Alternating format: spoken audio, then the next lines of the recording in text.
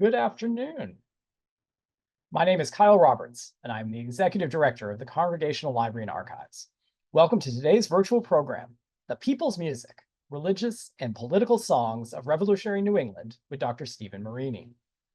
To begin, I want to acknowledge that the Congregational Library and Archives resides in what is now known as Boston, which is in the place of the Blue Hills, the homeland of the Massachusetts people, whose relationships and connections with the land continue to this day and into the future. For those joining us for the first time, the Congregational Library and Archives is an independent research library. Established in 1853, CLA's mission is to foster a deeper understanding of the spiritual, intellectual, cultural, and civic dimensions of the congregational story and its ongoing relevance in the 21st century. We do this through free access to our research library of 225,000 books, pamphlets, periodicals, and manuscripts, and our digital archive, which has more than 130,000 images, many drawn from our New England's Hidden Histories project. Throughout the year, we offer educational programs and research fellowships for students, scholars, churches, really anyone interested in Congregationalism's influence on the American story. Please check out our website, congregationallibrary.org, to learn more about what we do and for news of forthcoming events. Earlier this month, the Congregational Library and Archives opened its new in-person exhibition, Sacred Rebellion, Congregationalists in Revolutionary Massachusetts, which highlights the stories of Massachusetts Congregationalists drawn from the CLA's important collections. By the time the American Revolution began, many Congregationalists had embraced a theological justification for war and revolution. They believed that God favored them and that their cause was morally justified. It was, in fact, a sacred rebellion. But consensus was elusive, and implementation proved difficult and unsatisfactory to many, especially those on the margins. These discussions shaped the legacy of Congregationalism and the way the Revolutionary War has been remembered today, 250 years later. As we're putting this exhibit together, one of the prize pieces in this exhibit, as you'll see, is a manuscript tune book kept by Abigail Cleveland of Canterbury, Connecticut. And when we thought about who could talk about the soundtrack of the American Revolution and the soundtrack of congregational churches, our speaker immediately came to mind. Dr. Stephen A. Marini, I'm going to invite him to join me on the screen, is the Elisabeth Luce Moore Professor of Christian Studies at Wellesley College. He's an expert both on the history of religion in early America and on American sacred music, having written books in both fields, including Radical Sects of Revolutionary New England, was published by Harvard in 1782. And fun fact, one of my favorite books from grad school, Sacred Song in America, Illinois, 2003, and the Cashway Psalmody, Transatlantic Religion and Music in Colonial Carolina. I will also share that he's at work on a big book on the Revolutionary period now, not to pressure him, but I'm sure that will be out soon for our enjoyment. When he's not writing books or teaching at Wellesley, he is also the founder and singing master of Norumbega Harmony, which began in 1976, a choral ensemble specializing in the New England Singing School of Music that is the subject of today's program. Steve, thanks so much for being here, and we're looking forward to your talk. Well, thank you very much. Thank you, Kyle, and thank you to the Congregational Library and to all of you out there who were gracious enough and interested enough to come and hear me go on about religious and political songs of revolutionary New England. The popular sacred and political choral songs of New England's revolutionary era was genuinely the people's music. They knew these songs, they knew these tunes, they learned to sing and loved their texts and performed them in churches, at militia drillings, at barn raisings, at birthdays. This really was the people's music. And when the revolutionary movement came along, the tradition that had already developed of the people's music was applied to political issues and political concerns. And we're going all the way this afternoon from the beginning, which is 1562, to 1800, in order to set the context and backgrounds of how this music came to be. Now, in order to do that, we're going to move through 4 different moments or units or parts. First, we're going to consider the origins of English psalm singing and what it is in the first place. Secondly, its development through harmonization and new translations, which took it all the way through the 17th century.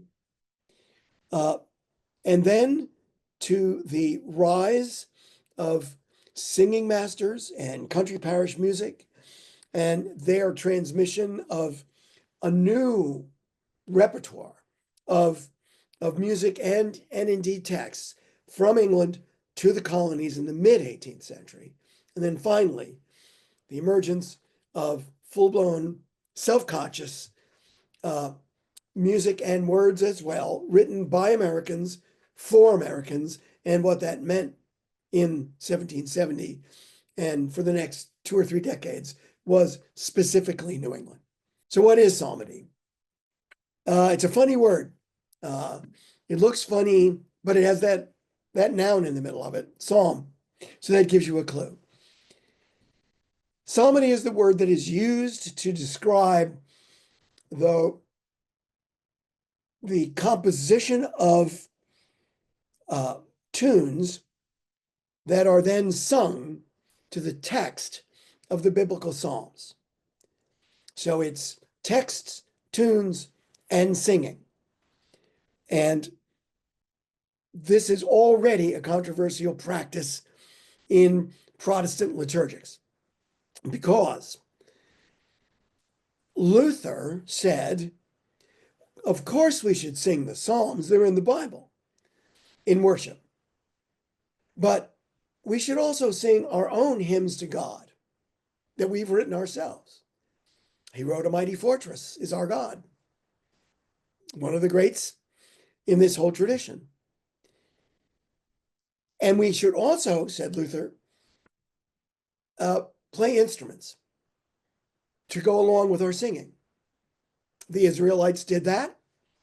It says so in the book of Psalms. So we should too.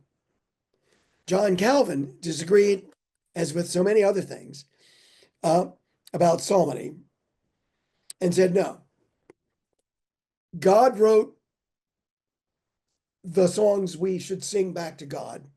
He called them the Psalms. We should only sing the biblical Psalms.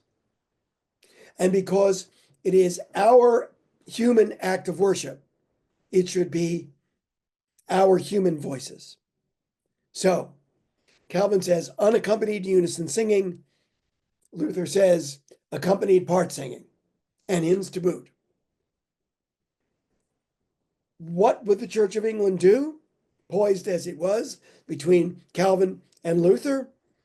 This is where Elizabeth I, Queen Elizabeth I, finally came down and authorized what is known as the English Psalter. Its official name, formal name, is the whole book of Psalms in English meter. It was part of her reform of Henry VIII's Anglican Church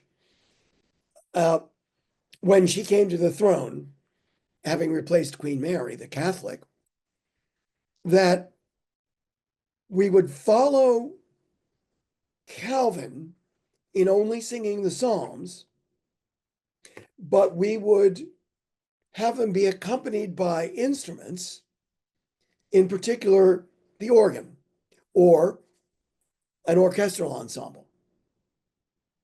So she split the difference and authorized that formula. Meanwhile, the whole book of Psalms was composed in poetic meter that the entire realm could comprehend and understand readily. That meant casting them into what are called the ballad meters, the meters of the English ballad songs and tunes that were so popular in England at this time. So briefly, there's common meter, which is 8 syllables, then 6 syllables, then 8 syllables, then 6 syllables, making up the 4 lines of an entire stanza. 8-6-8-6. Then there's long meter, which is 8-8-8-8, and short meter, which is 6-6-8-6. These meters could comprehend or be used to set virtually all of the Psalms. Not every one, but most, well more than 2/3 of them. So this is what she approved. It was made up of translations that were made by Calvinist exiles under Queen Mary, who fled to Geneva, where Calvin had just died, in the late 1550s and early 16 and around 1560, where they began translating the Psalter into English. And there's a whole bunch of them. They're all signed with their initials. And they compiled this Psalter that was completed by 1562 and submitted it to the Queen, who approved it. So the texts are from exiles in Geneva who came back home to join the new Anglican Church under Elisabeth.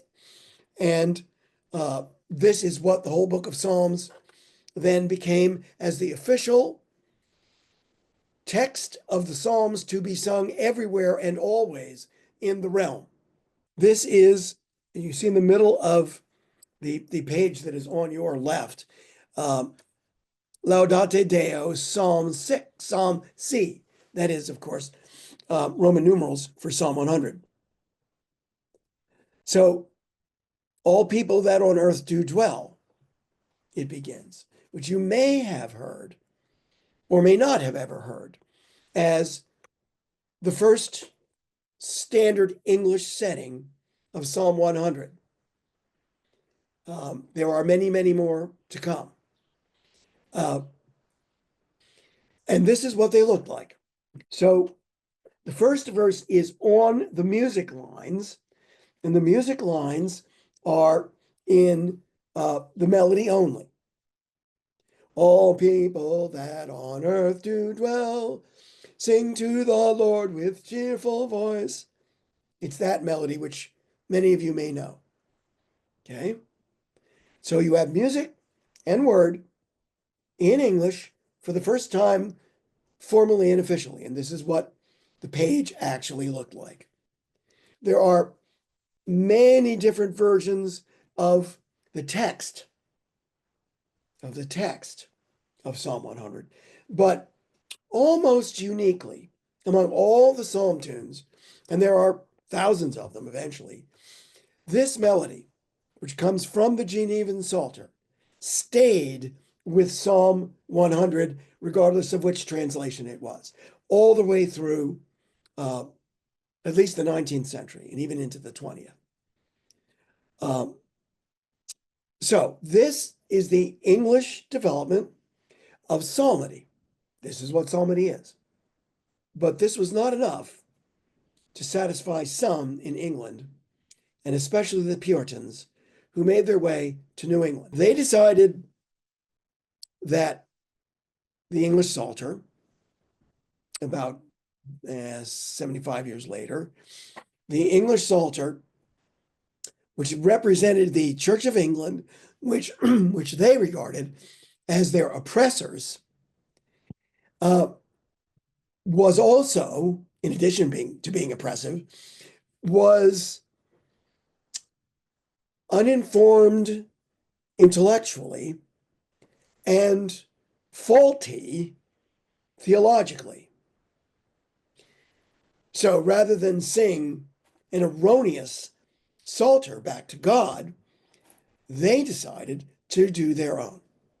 And so, as you see from the label here, very many worthies, famous Puritan worthies, joined in the translation because they were all Cambridge men, and they all knew their Greek and their Hebrew and their Latin. So Richard Mather, grandfather of Cotton Mather, John Eliot, the apostle, so-called, to the Natick Indians hereabouts out here in Wellesley. And John Cotton, another grandfather of Cotton Mather, all joined together and produced the whole book of Psalms faithfully translated into English meter in 1640. It's known everywhere where people think or care about these matters as the Bay Psalm book. You may well have heard that word. Henry Dunster and Richard Lyon, 12 years after the Bay Psalm book appeared, were given a commission by the ministers of New England. And that was, sad to say, to revise their own text of the Bay Psalm book. And they did. Dunster was the first official president of Harvard College, and Richard Lyon was his assistant. And so this is, make ye a joyful noise unto Jehovah, all the earth. With joyfulness Jehovah serve. Before him come with mirth. It doesn't ring very well either, but there it is. It's Psalm 100. And so this Psalter, which is known as the New England Psalm book, is the one that was preferred from when it was published in 1652 all the way well into the 18th century, for over 100 years. So if you're ever in an arcane conversation in which the Bay Psalm book comes up, you now can knowledgeably say, do you mean the Bay Psalm book or do you mean the New England Psalm book? And I guarantee you that the person you are talking with will be flummoxed. And they won't know what you mean, and they'll say, what? And you can then say, well, the revised version is known as the New England Psalm book. It's a thing to know, and it's true. More importantly, it's just historically accurate. So the English Psalter was being used by the Anglicans, and the Bay Psalm book, the New England Psalm book, were being used in New England by the Puritans, because the Puritans were Congregationalists who had fled England and the Church of England. They'd split off from it. Whereas back in England, they were still singing Queen Bess's Psalter and continued to do so for quite a long time. So the English Psalter in England was beginning to get old after about 100 years or so. The language had changed. It kept changing. 1562, we're in Elizabethan English. And by the time you're getting to 1650, from 1562 to the 1650s, the language had become Augustan, very different, kind of Baroque, embellished kind of English. And so there were efforts to improve the sound of the singing. That was one way to do it, to make it more musically interesting. So it's the whole book of Psalms, the same whole book of Psalms, but now, instead of one part in unison, we are asking the people, or encouraging the people, to learn to sing it in more than one part, in harmony, in vocal harmony, in 3 parts, or in 4 parts. But in this case, the terminus ad quem of this effort to musically improve Psalms is John Playford's compilation of the whole book of Psalms. Playford was an interesting guy. Like many composers, at least, he was certainly not necessarily the soul of piety. In fact, his own most famous work was not the whole book of Psalms. It was rather something called the English Dancing Master. He wrote and compiled a lot of folk tunes and wrote some of his own for Morris dancing and other forms of English country dance. So if you are an English country dancer, you may very well hear a play for tune when you go to the next session or meeting or convention. And so this is Playford, a very accomplished composer of a kind of popular sort. And this was very popular. And in places that had choirs that could sing three different parts, his music and his harmonization began to take precedent over unison in the Church of England. So if we can look at one of his scores next, Psalm 100 is in the middle. And it's in the on the right side, on the left page, and on the left side of the right page.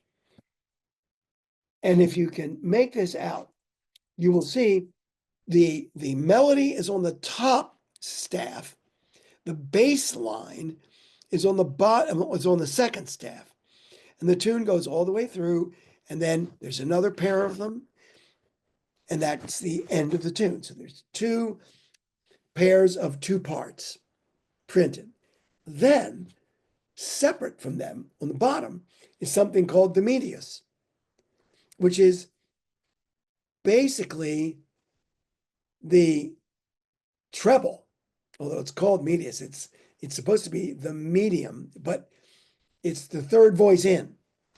And so here you have it also presented in a separate section under medius, those two bars, those two staffs. And then on the top of the next page, where it says Psalm 100, there is the bass part again. So I don't know really what's going on here. There are only three parts. The bass has apparently got double duty or something. But in any case, three parts now. So every one of the psalm tunes that were in the English Psalter back in 1562 are now printed and presented in three parts, along with the old text of the whole book of Psalms, which was compiled by Sternhold and Hopkins in 1562. This is a musical effort to reform or improve psalmody. The musical side of it was really very successful, as I said before. It's a guy named Thomas Ravenscroft who composed a four-part setting of all the Psalms as early as 1621. So much of the 17th century was taken up trying to keep the music interesting enough to support the words, which many ministers, bishops, poets were saying, really getting it's not even intelligible anymore. Well, suddenly comes the decisive reform, this decisive improvement of psalmody, and that is the work of Nahum Tate and Nicholas Brady, called A New Version of the Psalms of David, published in 1696. There it is. Nahum Tate was the poet laureate of England. He wrote plays and poems you might associate with somebody like John Dryden, for example, as a poet. Very ornate, very Latinate. And Nicholas Brady, who was himself a poet, but more importantly, actually, was the Queen's chaplain, the chaplain to the new Queen Mary. This is now under William and Mary, no longer under the Tudors or the Stuarts. So here is their Psalm 100. Be joyful, all ye realms of earth. Praise God, to whom your praise belongs. Well, that doesn't do much for me. It may do plenty for you, but I don't think Psalm 100 is getting a very good treatment in these texts. But the point is that now more translation, the words now are different. And in addition, to the words being different, Tate and Brady went even further and tried to commission and did commission new music. This is the supplement to the new version of the Psalms. And they compiled not only the old tunes, some of the old tunes, and we have here Psalm 100, which is a proper tune. That means it's fixed to 100. It never does anything else. It just does 100. But instead, they commissioned and incorporated tunes from what are known as court and cathedral composers, which are just what they sound like. At the court of William and Mary, composers wrote all sorts of things: dances, operas, ballets, occasional music. And occasionally they would be asked, as in this case, for psalms, for psalm tunes. And they are more ornamented and more accomplished than the old tune stock, which, after all, by now is almost 150 years old. Meanwhile, in the cathedrals hired their own composers, usually out of their own musicians. They had standard men singing tenor and bass, and then they had the boys singing soprano and alto. And the cathedrals had organists who would then compose their own occasional music, including psalm tunes. So Tate and Brady grabbed a bunch of those and put those into circulation around 1700. This is really upgrading English psalmody, and is a decisive moment in the Church of England to soup up its own worship music. The Church of England was not the only game in town in England. There were dissenters, famously. And of course, the most famous nonconformists of all were the Puritans themselves, who left in the early to mid 17th century. Well, there were many that stayed behind. And as time went on, and as the improvement of psalmody continued in the Church of England, the dissenters, called independents, who were, so to speak, English Congregationalists, just like the Puritans were New England Congregationalists, same folks, same theology.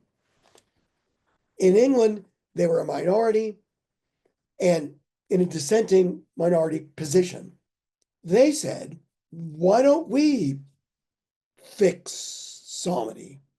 They're still singing without instruments, but why don't we have our own translation? Why not? We now have tolerance. We're not going to be thrown in jail or burned at the stake for doing this. Why don't we? So a young man from Southampton named Isaac Watts, who was an independent, a brilliant scholar, and a pastor eventually in a London parish, was a poet as well. And his brother and his father said to him, quit complaining about how bad our psalms are and our songs are, sacred songs that we sing outside of service. Do something about it. So he did. In 1707 and the second edition in 1709, he published Hymns and Spiritual Songs in 3 books, which is on your left. And in that compilation, which were all original poems, as you see, compiled from Scripture on divine subjects and for the Lord's Supper, he compiled he produced hundreds of new psalms, new hymns rather, for people to sing everywhere except in worship. And he wrote in Hymns and Spiritual Songs that we really ought to change the psalms themselves. So he did. And he produced something called the Psalms of David, imitated in the language of the New Testament. What he meant was a Christian paraphrase of the Psalms. And he wrote in very impassioned terms that the Psalms of King David were inescapably Israelite because they were written 2,000 years ago. And we're Christians and we don't follow a lot of what the Israelite religion was. We follow Christianity and we have Christian theology, Protestant theology. So I'm going to produce versions of David's Psalms as if David had been a Christian. It's a very interesting, imaginative, and creative and literary act, but that's what he did. And this is the beginning of the improvement of psalmody on the dissenting side, on the Calvinist side, not on the Anglican or Episcopal side. And this will come back later in this talk. So let's look at the next slide quickly at what one of these psalms look like. Ye nations, it's on the left. Ye nations around the earth, rejoice before the Lord your sovereign King. Serve him with cheerful heart and voice. With all your tongues and glory sing. And this particular text does not have a lot of Jesus in it or Christ in it, but many of his other psalms do. And this made them increasingly popular with dissenters in America. First, with his hymns and sacred songs, because you could sing those at family prayer. You could sing those at mealtime. You could sing those in the woods. You could sing them anywhere, again, except in worship. But the Puritans and the early, what we now call Congregationalists, were a singing people. This was people's music. And so they started singing Watts's hymns and songs. Later, the Psalms of David come in to worship. So it wasn't straying too far metrically in terms of the text, but very far theologically from the Anglican version, the now known as the Old and New versions, that were trying to be as faithful as possible to the biblical text. Watts said we need to be faithful to Christian doctrine, and that's the difference. Texts change. Some of the music changes, and we're rolling into the 18th century. And in the 18th century, something happened in New England that really set us on the way to getting to revolutionary psalmody. The New England Psalm Book, remember the one from 1652, Henry Dunster, that one, was all words until 1698. And then they finally published music to go with it. They published a little appendix of 13 tunes. They took the tunes from Playford's settings of the old 1562 tunes. So they took them really from the old version and they printed them. And they printed them with instructions to ministers and singing leaders about how to choose them and which tunes to choose. And then, as you will see here, they printed these letters underneath the staff. What are those? Well, they are the first letters of syllables. So this is getting us into how the late Puritans and early New England Congregationalists learned how to sing and learned how to read music. So they could hear the tones when they were sung, but they couldn't read the music. But the heard scale that I would sing to you today would be do, re, mi, fa, sol, la, ti, do, with those syllables. And then if I had a tune I wanted you to learn, I could sound it out with those syllables and you would follow me. And then eventually we drop the syllables and you know the tune. Well, That's how they did it, only they used a different scale. The scale they used was something called the Lancashire Solfa. And it's a very long story. But the scale, instead of going do, re, mi, went fa, sol, la, mi, fa. Sounds counterintuitive. It's not one syllable for each tone of the scale. There's lots of reasons for why that's true, but that's what they had. And so, if you look at these letters, so if you look at the first line under Psalm 100, so, fa, la, so, la, mi. So, fa, la, so, fa, la, mi. And then you continue the tune. Mi, la, so, fa, la, mi, la, and so on. So, here's the beginning of syllable singing attached to the notes. So this is the first gesture of the Puritans to pay attention to music. Say, we need to sing it. We need to know about it. We need, dare I say it, to improve it. Yeah, well, they tried to improve it and basically all hell broke loose. They encountered a great deal of static, especially in rural parishes. Local congregations refused to follow the singing leading of their ministers and of their singing leaders called precentors. They would not listen to the shapes, to the syllables in order to read music. They didn't want to read music. They thought it was witchcraft. They thought it was dangerous. They thought the syllables sounded like Latin and maybe this was popery. I mean, this really did happen.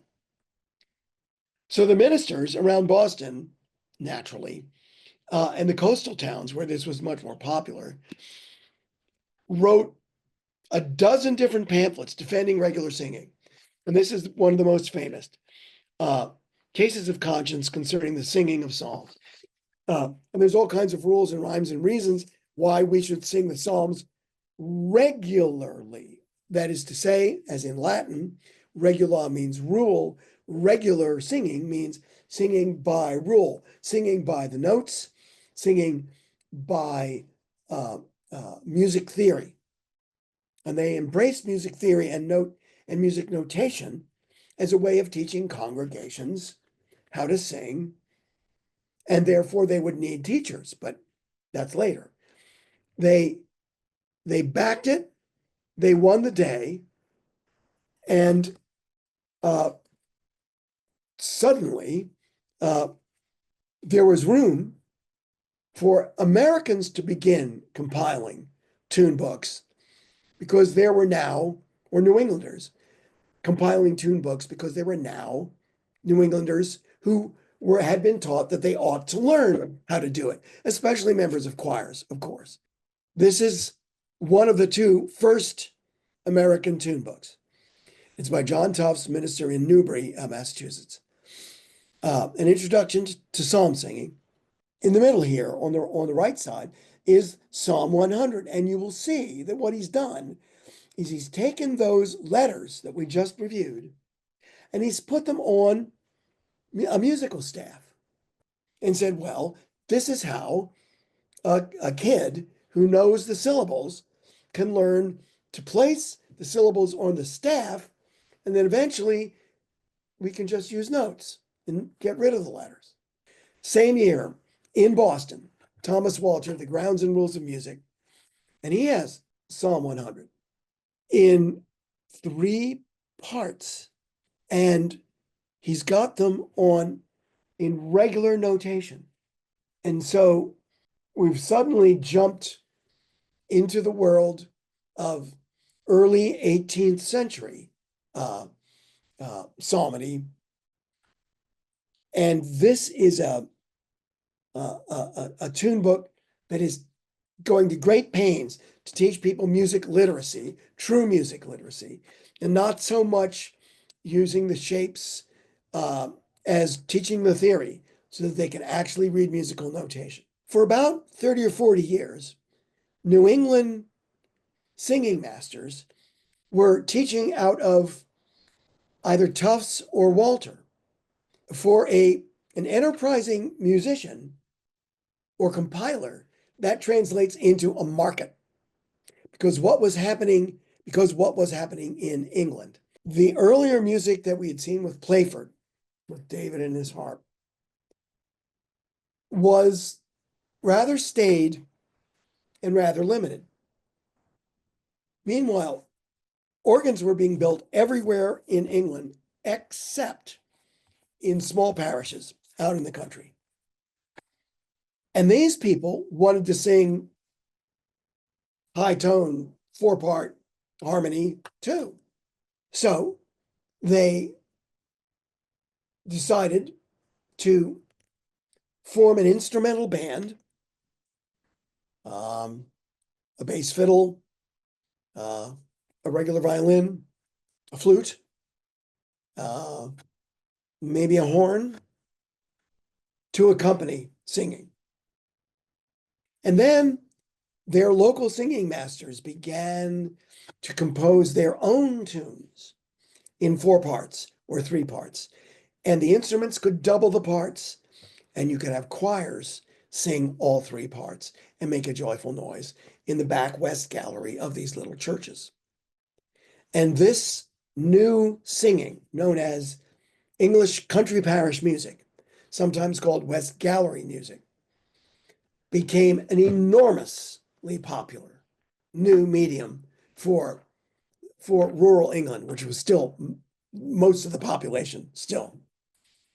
And so dozens of tune books began to appear with new compositions by these singing masters of these rural parishes, and they sold out. So eventually, in 1761, James Lyon of Philadelphia, a Presbyterian minister, said, I can publish some of these settings and new psalm tunes that are being written in England, and I bet I can sell them. And so he published Urania, or a choice collection of psalm tunes, anthems, and hymns. And he was right. People did buy it. They liked it. And suddenly, English country parish music is happening in Philadelphia. It's also happening in New England, not in Boston, but on the North Shore in Newburyport, where an Anglican, Daniel Bailey, started publishing pamphlets that are not nearly as well done, but also with lots and lots of these new tunes, because there is a market for this, and it's not only Anglican. People like the new tunes. People like the new harmony. Suddenly, with all of this long background, layers and layers of texts, layers and layers of musical development, all coming finally together in English country parish music coming to America and enriching the American singing masters, finally comes an American composer, a New England composer, a New England singing master, capable of producing not only adequate tunes, but revolutionary ones with a small r. And this is William Billings, a tanner by trade. So he was an aromatic fellow, if you know anything about tanning. He was a liberal Congregationalist. He was a member of the Brattle Street Church in Boston. He was a singing master by avocation, began singing schools in the 1760s. And he was an ardent patriot. He was a member of Sam Adams's circle at the White Horse Tavern. This is just a guy who happens to be, he's an artisan, who happens to be a very good musician. And he taught singing schools, and he would write compositions for them. And when he had enough to create a volume, he decided to publish it, which he did in 1770. It's called the New England Psalm Singer, naturally, or American Chorister. And what's interesting about the New England Psalm Singer is instead of there being 15 or 20 original tunes, or sometimes in America, nobody had ever actually published any significant number of tunes.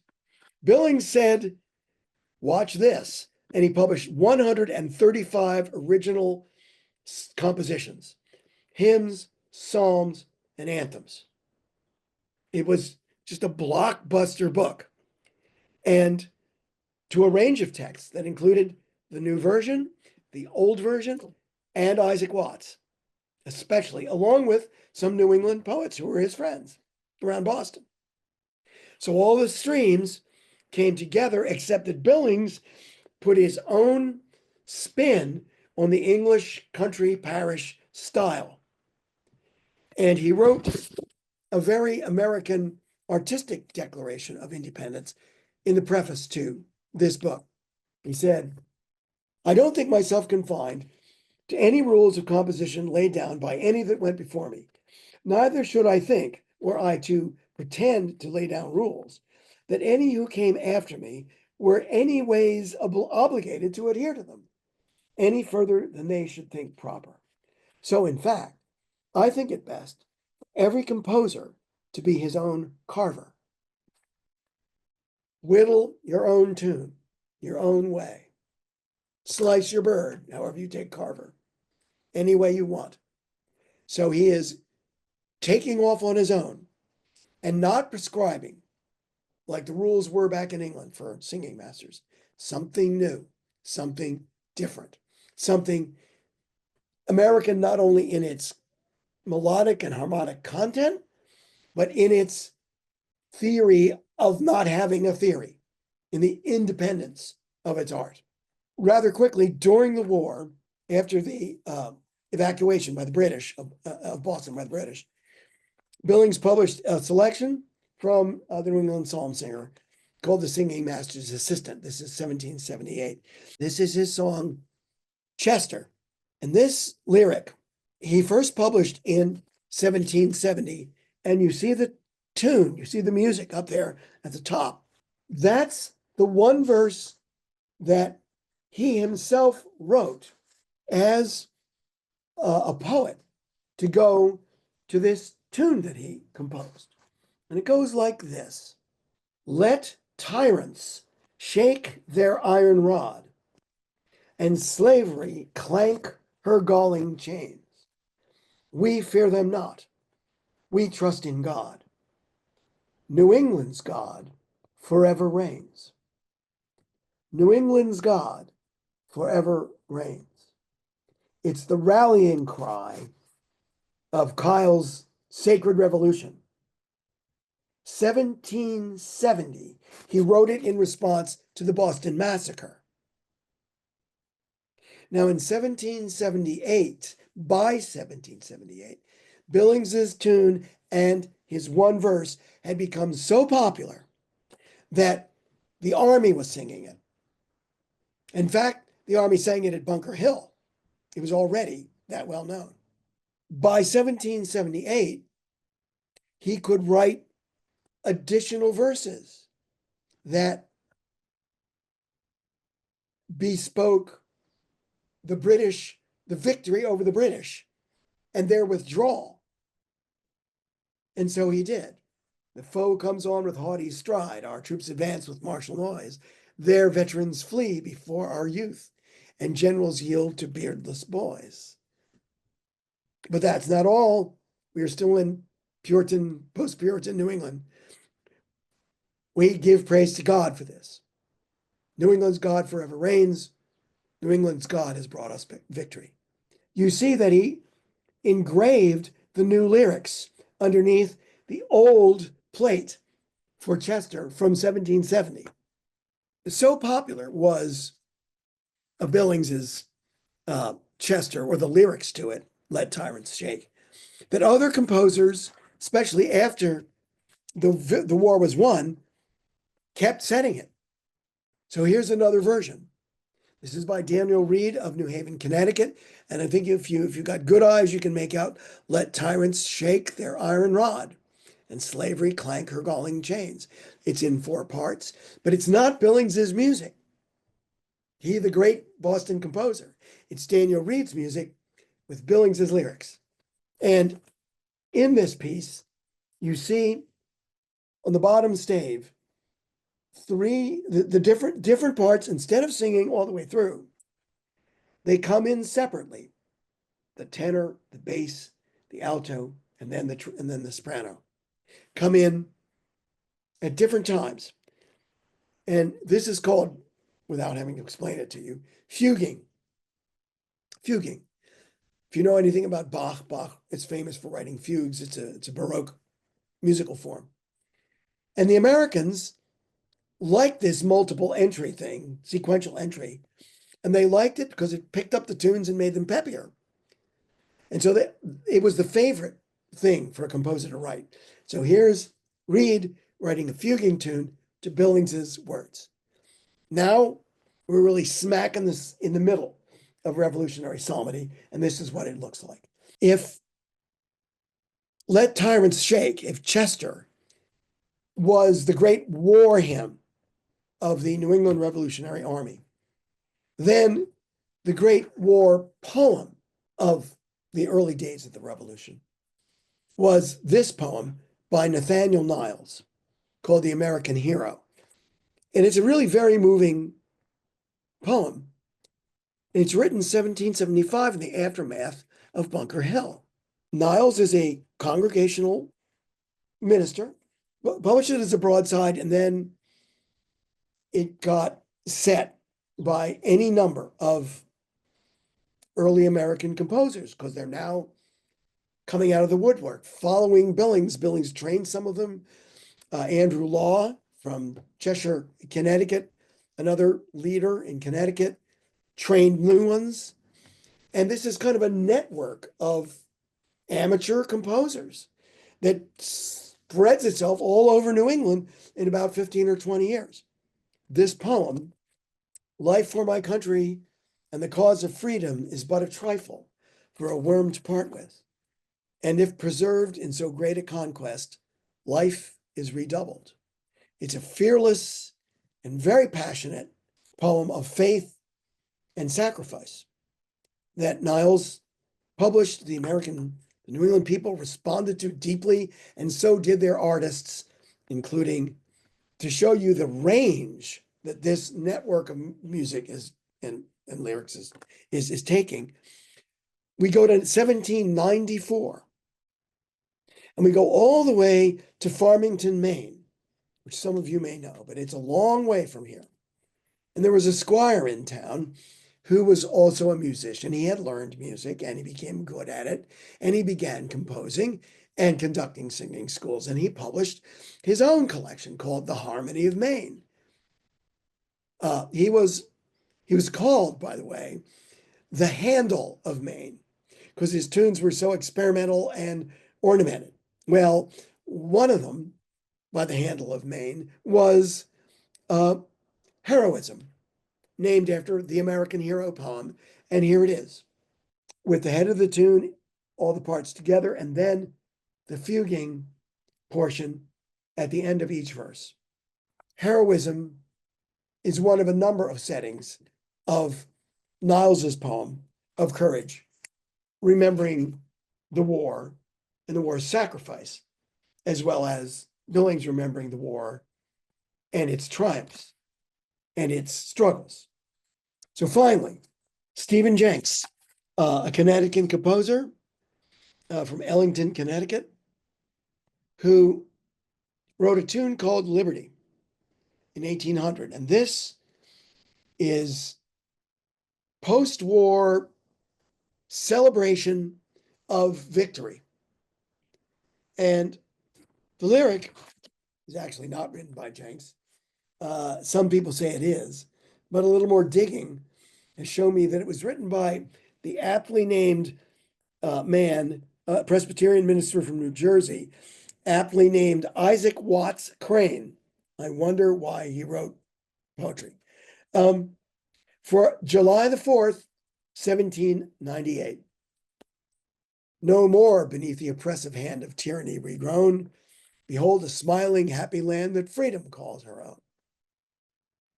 Hail the blessed auspicious day, and every heart agree to praise and joyous honors pay to this our jubilee.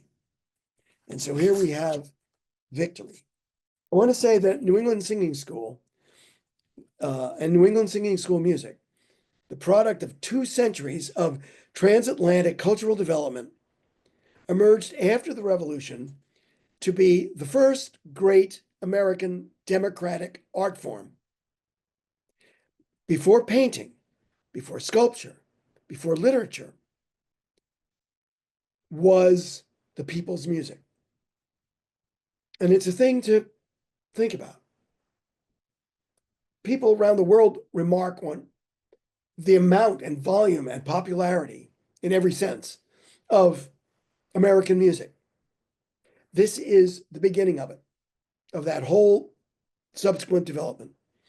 Hundreds of tune books were published by dozens of Yankee tunesmiths, singing masters who, like Billings, were artisans or farmers or tradesmen or lawyers or squires or sailors or captains or whatever you can think of. But if they had musical talent and musical training, the thought was, why not try it? Why not try to write songs? We have Isaac Watts to set. We have a village poet who writes something. Let's go. Let's convene a singing class in the parish church or the town hall and improve religious and civic music and singing. The tools and means for composing psalmody had become already to hand in the late 18th century for talented singers and musicians. And when the Revolution called them to write patriotic tunes, in addition to their traditional psalm settings, they transferred their musical and lyrical talents to the patriotic cause. And they created the people's music, a blend of religious faith, political conviction, colonial heritage, and American creativity that would last for decades to come.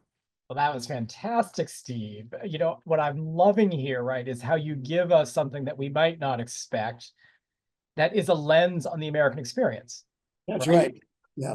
And Bigger you've done that so beautifully. I mean, was there something distinctive in the water, in the milieu, in the ethos that allowed it to thrive here, you know, and not say back in England in the same way? Is it, and I, of course, I'm going to angle like, is it something about our congregational polity? You know, is it something about that really helps facilitate this, you know, proto and then full democratic movement? I think you start with I mean, you're familiar with this. You start with, no matter how popular and vernacular the music itself sort of might have been in England, the church is top down, and everything has to be approved, and it has to be approved at least by the rector or whoever's in charge of the parish, and conform to the rules that Billings complained about. Comes over here, and it runs into congregational polity. So the only person you really have to convince, well, okay, the minister and maybe the deacons. And if you've got somebody in the congregation who's already musical, you might say, hey, William, why don't you try a singing school? Because maybe they heard he'd been to one with Billings, you know, the next town over. That's how this thing spreads. It's very, very, very local. And so instead of it being a kind of whole enchilada improvement of Anglican psalmody, it becomes a place by place, bit by bit, moment by moment improvement and development. And that gives it autonomy. That gives it local autonomy. And with Billings, who was a Congregationalist, saying to them, you don't need to follow my rules, but everybody loves them. They did what they wanted to do within a much wider artistic range of expression. And meanwhile, Americans were starting to write their own lyrics, and they eventually get sifted into this thing before 1800. And then it just cooks for 50 years anyway in New England. And in fact, spreads across the whole rest of the country in the first 2 decades of the 19th century. So I do think the fundamental tension or contradiction or difference between Anglican hierarchy and congregational laity and laicization is without that, this doesn't happen.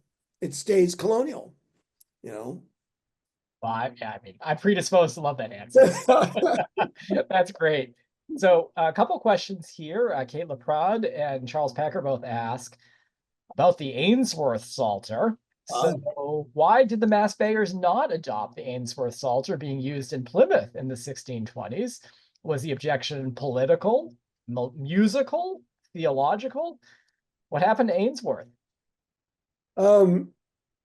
Ainsworth did, by some accounts, come over with the Puritans, but Ainsworth absolutely came over with Plymouth, with the separatists in Plymouth, and thereby hangs the tale. Ainsworth was an earlier generation of separatists who had been driven out of England, along with a whole bunch of other people, famously, the rest of the Pilgrims, and all kinds of other people, all kinds of other dissenters, to Amsterdam. And he put his psalter together for his congregation of English exiles. Now, separatists differed in several different ways from Puritans. They were not as Calvinist, not as Orthodox. They were even more, if I can put it this way, congregational than Congregationalists. I mean, every congregation was an island and did what it wanted to do, or did nothing at all if they fell apart, which many of them did in Plymouth. So, and his language was controversial because of his doctrinal stance on polity, but also on some other key points of Calvinism.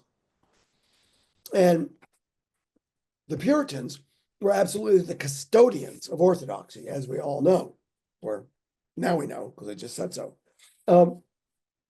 And that meant biblical orthodoxy, that meant confessional orthodoxy, the Westminster Confession, which Ainsworth did not accept. He died before it happened. So for these reasons, the worthies in and around Boston said, let's give it another try. Let's make it Orthodox.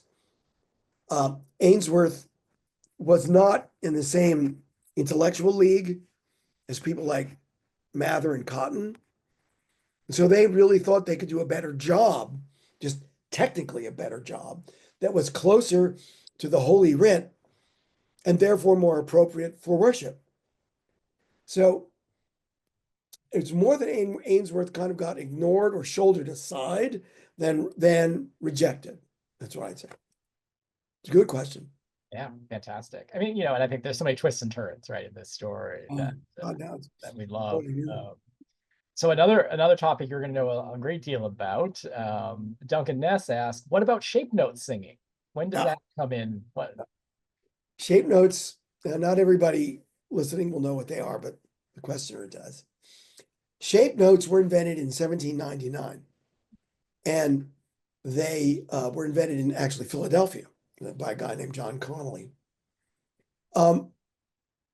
Shape notes are keyed to that same weird scale, the Lancashire solfa that I talked about, that went fa, so, la, mi, fa, as it went up the scale. You had a shape, a separate shape for each of those 4 syllables. even though they repeat it. La is square, so is round, la is a diamond, and so on. And so the shape of the scale, the scale can be expressed in shapes that you can then, that the singer knows, because the singer already knows the fa sol la scale.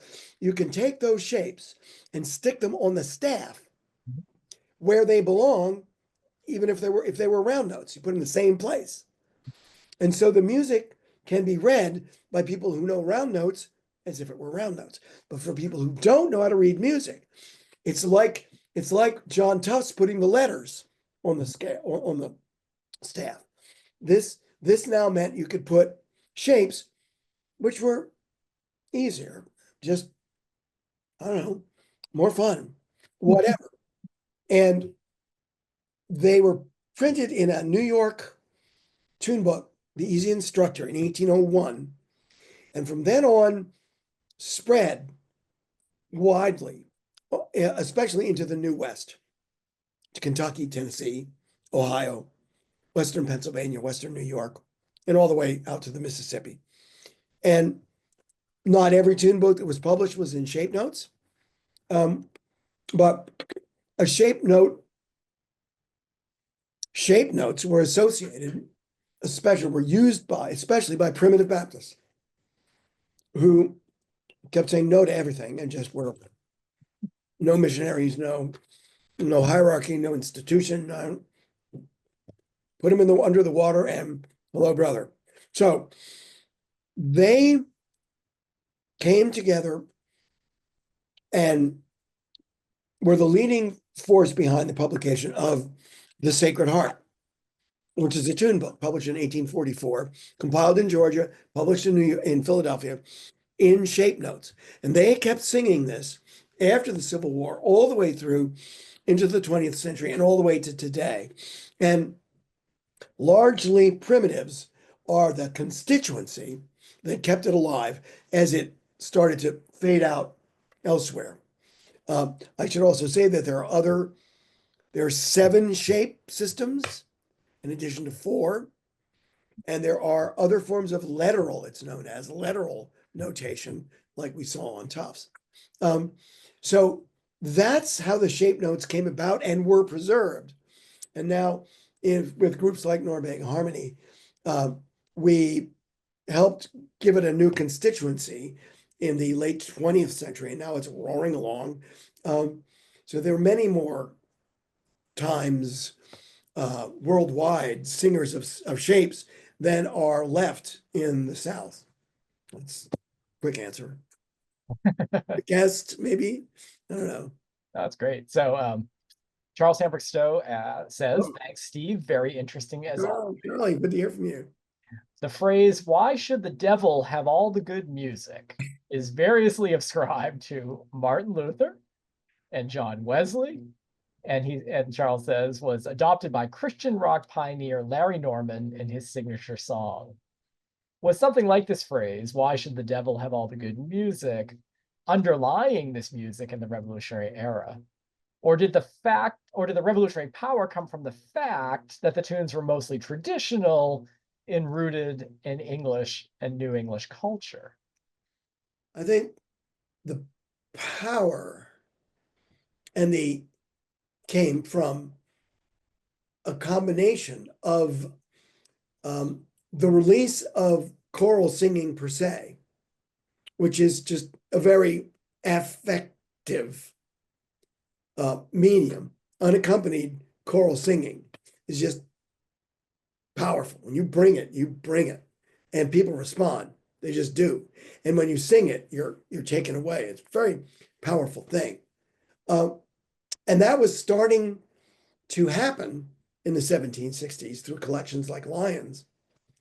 And then there's the inherent creativity of Billings's model of just writing all kinds of variations, developments of the English background, updating them, doing some brand new things that nobody had tried before.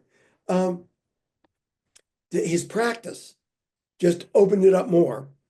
And then what he said, which is, I am not the new rule giver.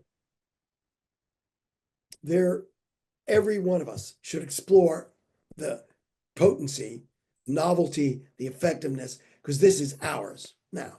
This is ours now. And when you say this is ours now in 1770, they're not going to think he means Great Britain. They're going to think it's ours.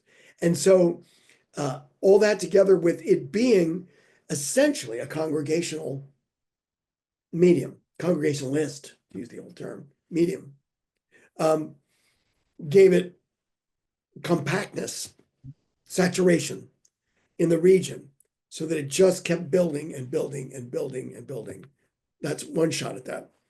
The questions they're still rolling in. I don't want to exhaust you in the middle of the afternoon. All So right. let's do this final question. I want everyone to know out there that I'm going to share all of your questions with Steve, and your emails are attached to them, so you can, kind of get in touch. So Keith Green says, thanks for this incredible presentation. I've learned so much.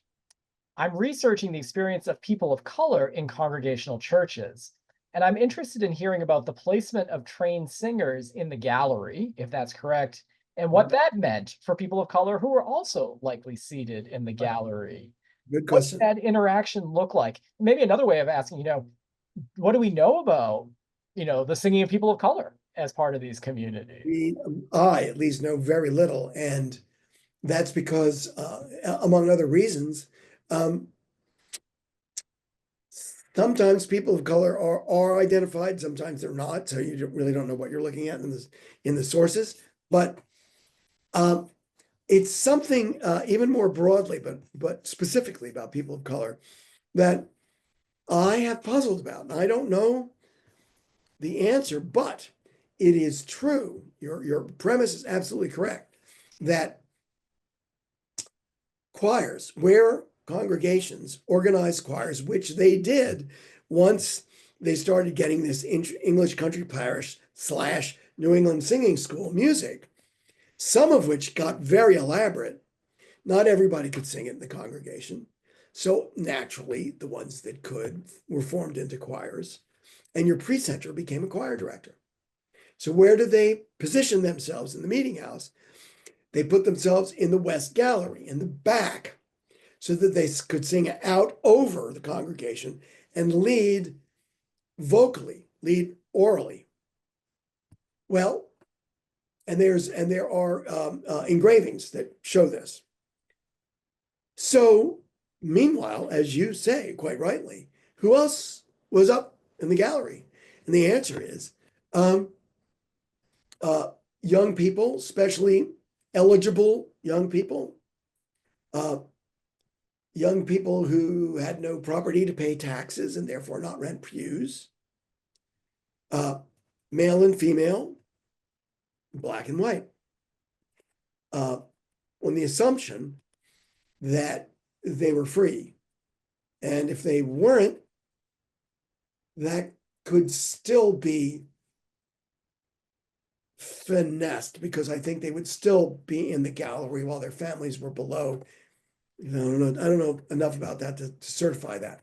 So we know that just sprinkled through New England congregations, depending on the town, depending on where it is, were slaves and people of color until the revolution came and went. So they're there. Did any people of color join a singing school and then sing in the choir? Well, theologically, they could, and they would have if they had the talent, or maybe even just the interest, and were in fact free or given permission, depending on what the arrangement was. So, so the answer is certainly possible. There's nothing I know of that prevents this. parish hires a singing master shows up, says, where's the class? Class comes from young people as well as more older people in the congregation, in the parish, who want to learn to read and sing music, sing and read music, read and sing music. And that would include, certainly could include people of color. So that's for sure. What the social drama looked like in the gallery is not at all clear, except that choirs would have a reasonably high proportion of young people, therefore propertyless. So in a certain sense, they belonged in the gallery anyway, but you have the leader and more property people who dignify the thing. So if that's right, you would have a continuity of very little to property less people of, broadly speaking, subordinate, if not subaltern, positions in this society, in the gallery, which was built precisely for that purpose. So a person of color could be sitting at the very front end of the galleries, listening to the sermon, just as much as they could be sitting near or in the choir, unless they could pay the tab for the pew, which they mostly wouldn't be able to. That's just a crack at it. It's a really interesting question, and finding the evidence will good. I hope you do, and it's, if it exists, it's buried there somewhere in this collection right here that this man is in charge of. I think that it opens up so many imaginative possibilities. Yeah, it does. Right. And maybe just, I know we're totally out of time, but just remind us, is the choir singing to the congregation, or is the choir singing with the congregation? Because that adds another layer, right, of power. So when the sort of the moment comes when the precentor, who would just set the tone and everybody would fall in as well as they were able in unison, to when you've had a singing school and you just now organized your fledgling choir and they're all sitting there in the back, that moment is a real change. You have a liturgical change because you're not up in the front leading, you're in the back, and it's what you're singing. So most of the music is psalm tunes. So the minister could still say, we're going to sing Watts, Psalm 42, to Oxford tune. Okay. Well, the choir, having prepared Oxford tune in 4 parts, is going to let it rip, and they will lead the congregation in singing. We're singing in unison, most of them. Okay.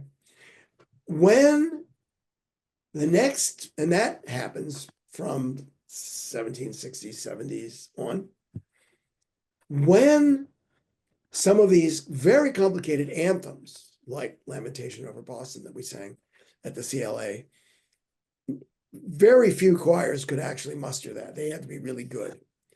But if they were good enough, then you suddenly have the invention of special music, or the anthem in a congregational program, a special presentation by the choir. And some people in the congregation say, hey, choir schmeyer, we don't want that. We don't need that. That is no place in worship. That's entertainment.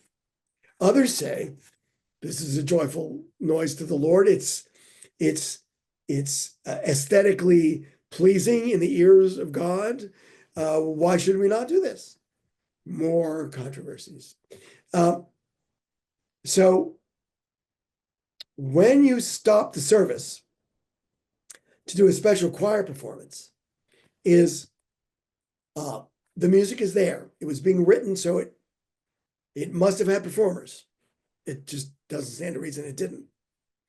When and how how and where that happened is really very spotty until you get into the mid 19th century with Lowell Mason and the bringing of European music into congregational uh, uh, uh, parishes that is sung as indeed special music, because you might still be singing Billings, and then your choir's got a little Mozart prepared.